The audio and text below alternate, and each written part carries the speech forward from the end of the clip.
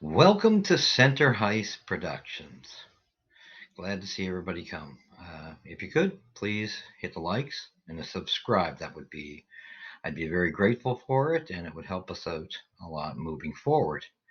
And if you have people, friends, or family, it'd be great if you passed it on for them to join this channel. That would be wonderful. Now we're going to talk about Saturday's games between the Habs and the Oilers.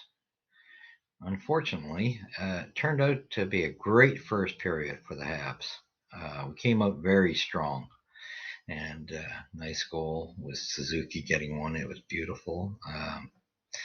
Again, and we had Billy Dandinoff got one.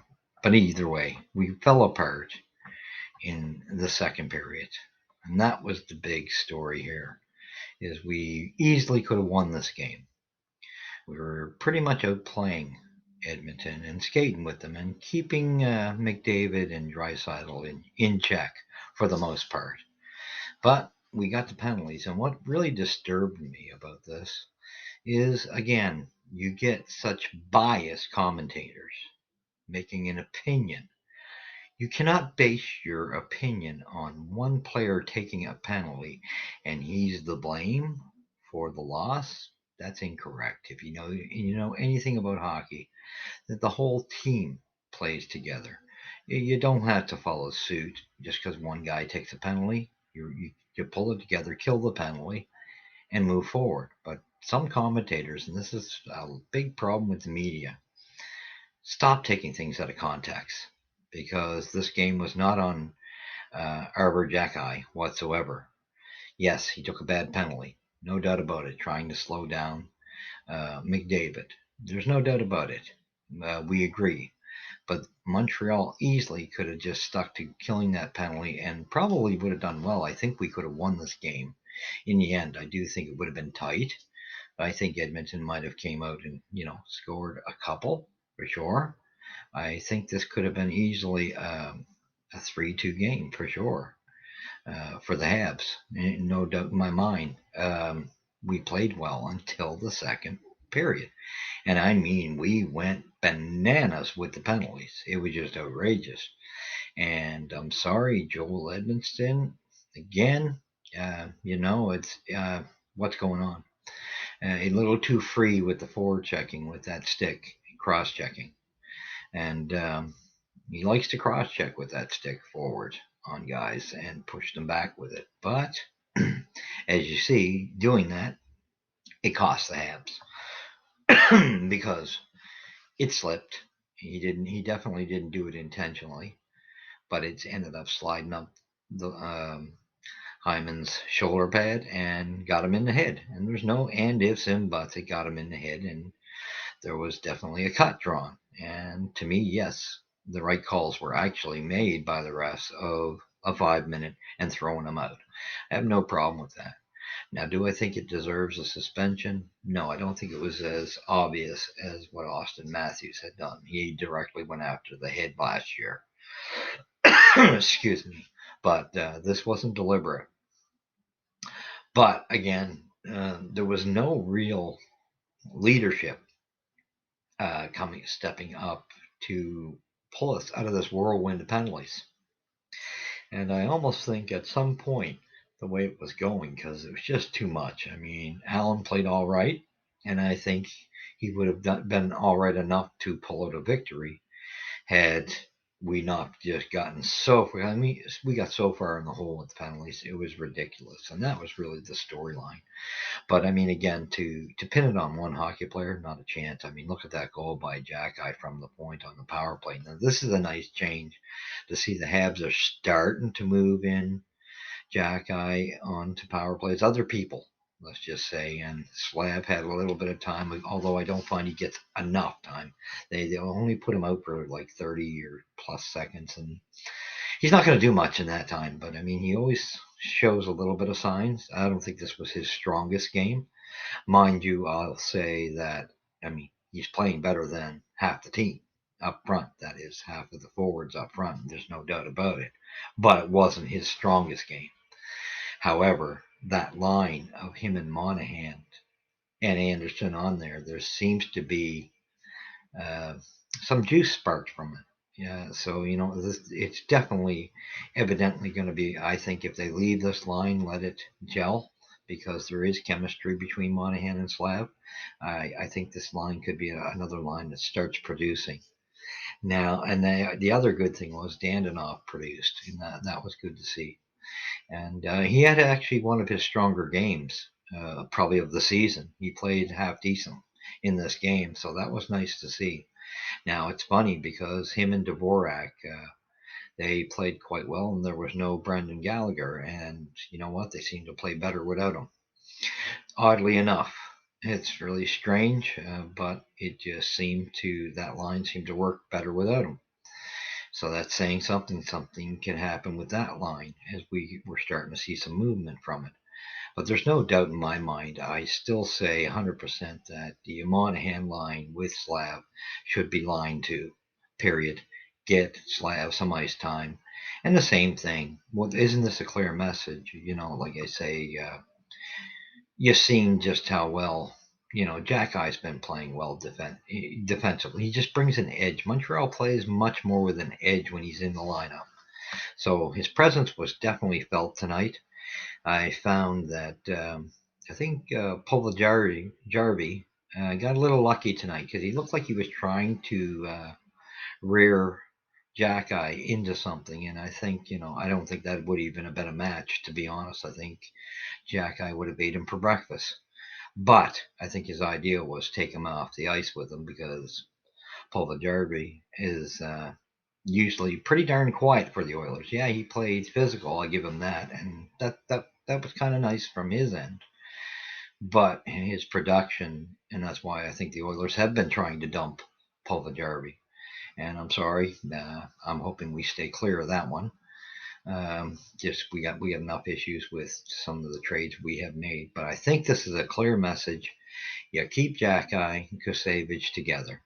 They play well together. Now I think line one, you're gonna have to get Gooley back up with Matheson because that was not working all that well. Savard was just a little too slow with it. Um, Gooley and Edmonston, I don't find them a much of a match either. Although they for a bit there they played better than they did the previous game. So yeah, an improvement. But however, when Gooley and Matheson played as well as they did when they were first put together, and Edmonston and Savard played as well together as a pairing, why would you mess around with that? Now I'm a little beyond comprehension of why the defensive coach is messing around with those pairings so much.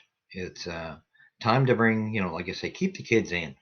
And this would be a good time, like I say, maybe I'm still looking to see because was a little busy today, so I didn't get to see if Edmonston was given a suspension. I'm expecting a fine for sure, but I don't think it was due a suspension. Like I said, I don't think it was intentional like Matthews last year. That was just totally trying to take someone's head off. But this one here is stick slid. Although I will say maybe this is a lesson to Edmonston to get a little more control of that stick because he likes to cross check quite a bit. So this leaves the door open for that opportunity to be had. But again, I think if we think just because we score a power play goal that our power play is fixed, it's not. It's not by any chance. We need some consistency in that area to see a good stretch of us producing. I'm sorry for me. I like Alex Burrows, but he's not a power play coach. Sorry to say it. Brought into Montreal too quickly anyway. Should have stayed in the AHL. That is my definite opinion. And right now, I'm not sure why we have done nothing about it because that's been probably the biggest eyesore. When I look at how the rookies have done, they've done so well, and Montreal has definitely played way better than I expected this season, surpassing what I thought they would do. But in saying that to me, for their efforts, I could have put them at an A minus. But I tell you, when you look at the power play, it severely drops down as because that is the big eyesore is the power play. It's out there. It's like a big mole. I don't know what you want to look at it, but it's just horrific. Horrific. There's no other way to put it. And for are we afraid to unload Burrows? Well, if you want to keep him in the system, put him up upstairs in the video as a video coach, or help him. He can be used to help develop some of the players. But as a power play coach, he's had plenty of time to solve that. He's failed, and to me, that's if we're looking at that aspect of things. And Montreal, I'm so impressed, have done so well with this new management team of bringing in a different feel, a different complexion to this team. But again, to sit here and watch this power play, which is just such an eyesore, I don't care how much you like the guy, you got to move him out of there. And maybe he can go back down to Laval and help O'Doul, but he's not cutting it, and I don't think he should ever be in charge of. Even if he goes to Laval, keep him away from the power play. I think Marty St. Louis would actually be better off taking over the power play himself and then get a new assistant coach, but look for somebody a little more proven. And if Marty doesn't want to coach the power play, then you do got to find somebody who's pretty solid in the power play, but this is not working. And for it to drop it, I can sit there and say that it's dropping my impression of the Habs. Whereas I see the kids have done so extremely well, and you can see the movement going forward. But with this power play, it's gone on too long. It was there, since Claude Julien was there, and we haven't solved it. So, and I'll be honest, Kirk Muller had better numbers than Alex Burrows any day of the week. And I don't even think Kirky's the answer to it. I think you got to get somebody a little more proven, although I do like Kirk. But I think you got to get somebody a little more proven, or, and who, of course, Marty St. Louis is proven in that area. It's just going to be a matter of if he wants that role, or they got to bring somebody else in. Either way, I think they should bring in another assistant coach with some experience under their belt that's not so green behind the ears. And I just think Laval is in such trouble. I think they're misusing as well. The kids down there. I think they're trying to win so badly. Ool's gotten into a system which he's just trying to get rack up the wins so much because they went, as deep as they went into the playoffs last year. Well, sorry, Ool, this is development zone. So instead of making those kids with super talent suffer in their development, you should be giving them the time on the ice to develop. That's first and foremost. You had a lot of veterans leave, so there were going to be problems. Now we're seeing that you got goaltending issues, and there's a few issues, but the only way they're going to dig themselves out is let these kids with some skill play.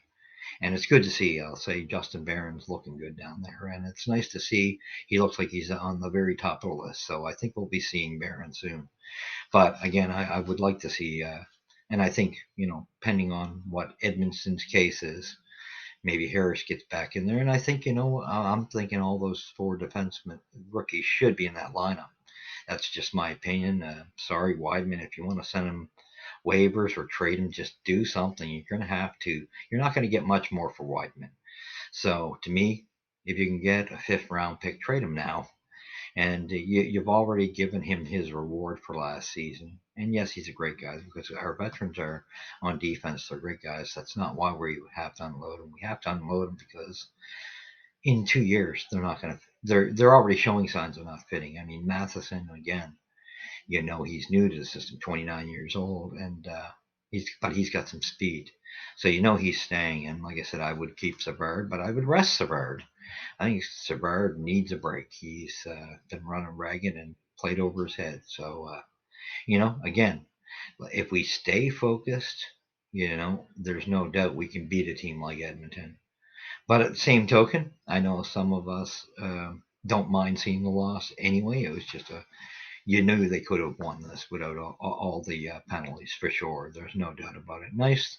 It was a good, interesting game for sure. But they needed to keep their heads about themselves, and they didn't. They lost total track of discipline whatsoever.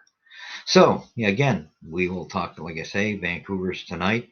It's a little late of a game for most of us, and on this channel you will find I'm not a big fan of doing a show live while the game's on, because who wants to watch somebody announce a game? Really? That's not a hockey fan to watch that. I would want to send my followers, viewers, whatever you want to call it, to go watch the game, and then maybe come on in between the periods. But nobody wants to watch somebody on a TV screen calling the game, announcing it, who is not Danny Gallivan. You're not seeing the game, so you're kind of defeating the purpose.